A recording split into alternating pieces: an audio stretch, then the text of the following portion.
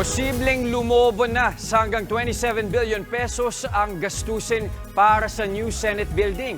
Tumaas daw kasi ang halaga ng construction materials mula noong unang iprinisenta ang proyekto sa Senado. Nasa frontline ng balitang yan, si JC Cosico. 50-50 pagka binili mo Hindi ng na dumalo client, sa pagdinig ng Senate Committee on Accounts kaugnay ng bagong Senate building ang dating chairperson ng komite na si Senator Nancy Binay. Kasunod yan ng bangayan nila ng bagong chairman na si Senator Alan Cayetano noong nakaraang linggo. Nagkasagutan kasi ang dalawa tungkol sa budget para sa proyekto. Kinwestiyon kasi ni Cayetano ang 23 billion pesos na pondo para sa new Senate building. Pero giit ni Binay, 21 billion pesos lang naman ang pondo para dito. Pero sa pagpapatuloy ng pagdinig, lumabas na posibleng mas mataas pa ang gastusin para sa proyekto.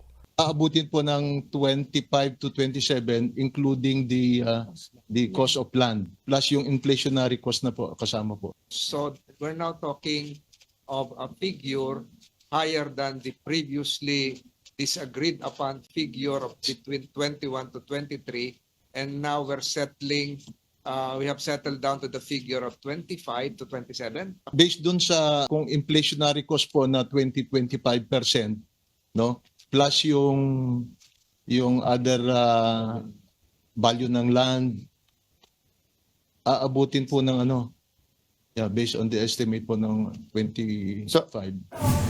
Lumutang sa pagdinig na noong 2021 pa o luma na ang komputasyon na isinumite ng Department of Public Works and Highways sa Senado. At sa loob ng 3 taon, tumaas na ang halaga ng construction materials na kailangan sa paggawa ng gusali. Katunayan, ang tinatayang gastusin para sa fasad ng building dumoble na mula noong una itong ipinresenta sa Senado. Yung 400 million, 2021 na costing po siya. Ngayon, nung nag-update po si contractor nung last year, mga October 2023, naging 900 million na po. Total na ba yung 900? Bago matapos ang pagdinig, inutusan ni Cayetano ang DPWH na i-recompute ang updated na gastusin sa bagong Senate building. Handa naman na raw si Binay na sumunod sa magiging proseso sa ethics complaint na inihain niya laban kay Cayetano. Sinusubukan na raw kasi silang ipag-ayos ni Ethics Committee Chairman Francis Tolentino para di na ito umabot sa pagdinig. Kung sa tingin ho niya na gusto niya na mag-usap muna kami parang through a mediation, susunod ho tayo doon sa ganong proseso. Pero handa rin daw siyang humarap sakaling maghain si Cayetano ng reklamo laban sa kanya.